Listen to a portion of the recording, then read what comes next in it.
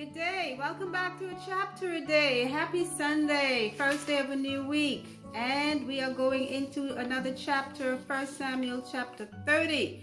We have one more to go before we are finished with the book of 1 Samuel. You see me fanning on the side, it's because it's unseasonably warm. I started off in a sweater because it started off 40s this morning, and then now we are up to like 60s or 70s. I'm trying not to make my fanning too apparent, but it's been really warm, so I'm trying to stay cool. I don't have a fan in this room, so let's see how quickly we can get this reading done and move on before I melt. So we've encountered in the last chapter, David was forbidden to go to war with the Philistines against the Israelites, of course, because those Philistines leaders who were reasoning well said, you know, he can turn on us at any time. So they told the king Achish to send him back. He could not come. So let's see what now happens.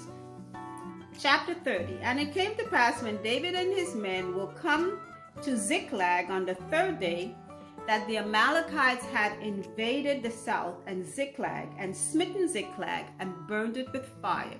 Now Ziklag was that city that Achish gave him. I believe it was Achish that gave it to him and his men so they could dwell there when David came seeking refuge from the Philistines. Verse 2, and had taken the women captives that were therein. They slew not any, either great or small, but carried them away and went on their way. So David and his men came to the city, and behold, it was burned with fire, and their wives and their sons and their daughters were taken captives. Then David and the people that were with him lifted up their voice and wept until they had no more power to weep. And David's two wives were taken captives, Ahinoam the Jezreelitess and Abigail the wife of Nabal the Carmelite. So what happened while David and they were gone, looking to fight with the Philistines, another group of people, the Amalekites, came in and raided Ziklag, which is where David and his men were staying with the Philistines. Took away everything, burned up the city, took their wives, their children, and now David and they have come back and seen what has happened. Let's see what happens next. Verse 6. And David was greatly distressed, for the people spake of stoning him, because the soul of all the people was grieved, every man for his sons and for his daughters. But David encouraged himself in the Lord his God. And David said to Abiathar the priest, Ahimelech's son, I pray thee, bring me hither the ephod. And Abiathar brought thither the ephod to David. And David inquired at the Lord, saying, Shall I pursue after this troop? Shall I overtake them? And he answered him, Pursue, for thou shalt surely overtake them, and without fail recover all. So David went, he and the 600 men that were with him, and came to the brook Besor, where those that were left behind stayed. And David pursued, he and 400 men, for 200 abode behind, which was so faint that they could not go over the brook Besor. So David, first thing first, after they wept, people with David, I tell you, people can turn on you so quickly. They blamed him for what happened, okay? Because maybe they were saying he had no right to go try fighting with the Philistines to begin with, because he was about to go fight Israel, one of the Israelite cities, Jezreel. And now they have been raided, their children and wives have been taken, everything has been burned, they've lost all their possessions. Well, at least from whatever they had built, because now the city is burnt. So they want to stone David. So now David had to encourage himself in the Lord. And I'm telling you, there are times when that's all you can do. You can't tell people anything that will appease them. You have to just go to God and ask for strength. And this is what David did.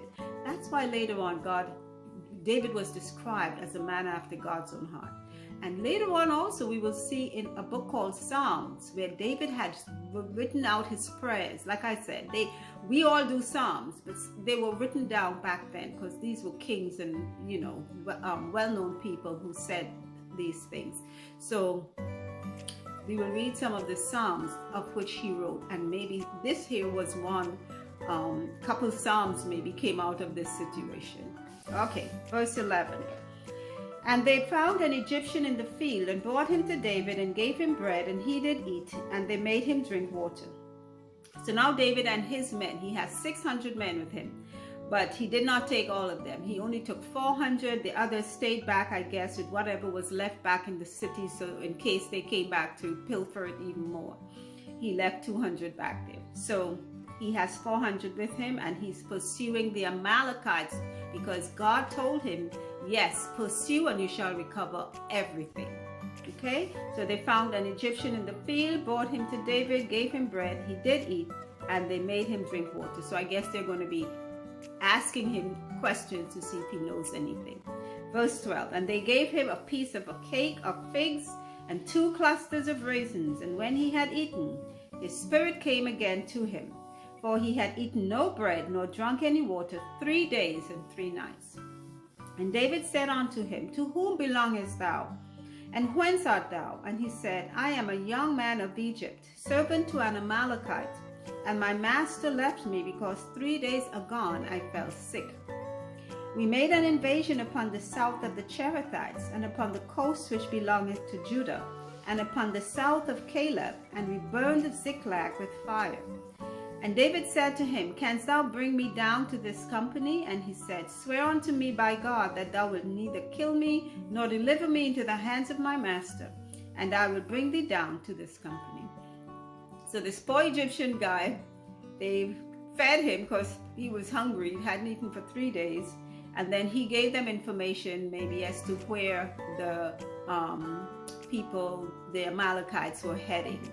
So he's making them swear to not kill him or deliver him back to his master. Master must not have been very kind to leave him back when he was sick. So David and they, let's see what happens next, verse 16. And when he had brought him down, behold, they were spread about upon all the earth, eating and drinking and dancing, because of all the great spoil that they had taken out of the land of the Philistines and out of the land of Judah. And David smote them from the twilight even unto the evening of the next day. And there escaped not a man of them, save 400 young men, which rode upon camels and fled. And David recovered all that the Amalekites had carried away, and David rescued his 2 wives. And there was nothing lacking to them, neither small nor great, neither sons nor daughters, neither spoil, nor anything that they had taken to them. David recovered all. And David took all the flocks and the herds which they drave before those other cattle, and said, this is David's spoil. So David and they came upon the Amalekites, and I can just imagine the rage and anger, not just David, but all those men had. You take people's families, you are touching them really, really in a sore place.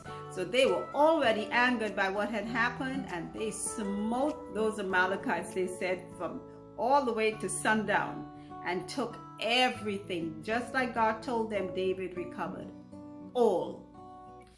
And in addition to whatever they had from whatever they had already pilfered, what the Amalekites had pilfered, he took even the other stuff that they had taken. So he recovered more than his own share. Verse 21, and David came to the 200 men, which were so faint that they could not follow David, whom they had made also to abide at the brook Bessel. And they went forth to meet David and to meet the people that were with him. And when David came near to the people, he saluted them. Then answered all the wicked men and men of Belial of those that went with David, and said, because they went not with us, we will not give them aught of the spoil that we have recovered, save to every man his wife and his children, that they may lead them away and depart. Then said David, you shall not do that, my brethren, with that which the Lord hath given us, who has preserved us and delivered the company that came against us into our hand. For who will hearken unto you in this matter?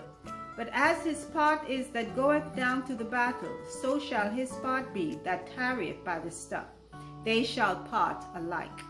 And it was so from that day forward that he made it a statute and an ordinance for Israel unto this day. So what happened was that, I tell you, some people have this mindset, I'm not giving you because you didn't help me to get it, selfishness we have stuck up in us. I'm not giving you anything because you should have gone with us. That was the mindset of the 400 that went. So they were saying the 200 that stayed back, we are not giving them anything. But David said, just like those who went, those who stayed back will get the same share. So let's go ahead and not be selfish. And that was a rule he made for Israel after that. Verse 26.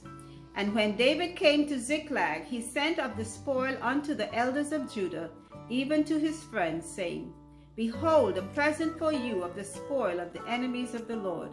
To them which were in Bethel, and to them which were in South Ramoth, and to them which were in Jetar, and to them which were in Aroah, and to them which were in Siphmoth, and to them which were in Eshtemoa, and to them which were in Rakal, and to them which were in the cities of the Jerahmeelites, and to them which were in the cities of the Kenites, and to them which were in Hormah, and to them which were in Shorashan, and to them which were in Athach, and to them which were in Hebron, and to all the places where David himself and his men were wont to hunt. Wow. I tell you something, David, David is a person, I guess you can't help but like him. Really and truly. The people liked him because he was not stingy. He was generous. He gave. Maybe that's why he was so angry when Nabal refused to give, because he was a giving person. When they tried to tell him, no, we're not going to share with those other people who didn't go to war with us, he said, no, everybody's going to get a share. And even those who didn't even know he went to war, he sent out to all the cities of the different parts of Israel and places who helped him. The people that helped him, he sent and he gave them gifts from the spoil, as they call it, of the Philistines that they had conquered, the Amalekites. And that's admirable of David, I would say. You know what? There's a saying, there's so much good in the worst of us and so much bad in the best of us that it does not behoove any of us to speak ill of the rest of us. That's a little poem that I learned all the way back from high school. But it's so true. I know I did not agree with some of the things David did, but David had his strong points, his good points. He had his good, and that's, that's what the Bible keeps saying. Man looks on the outward, what they can see, because that's all we can do. We can't see inside someone's heart, and even if we saw it, all we would see is a piece of flesh. But God searches the heart, that area here of how we think and how we process things in our mind. God can read this inside of this brain. He knows it. He knows the spirit within us. That's what he judges, and that's why David was chosen of him, because he saw things in David that maybe other people would not have seen. They saw the outward appearance of his fair face and his ruddy appearance and his warlikeness, but God saw that generous and giving heart. Okay, that's it for 1 Samuel chapter 30. One more to go and we are finished with the 1 Samuel book. So I thank you all for listening, for commenting whenever you felt like it, and until our next reading, keep listening, because faith comes by the hearing of God's word. Until then,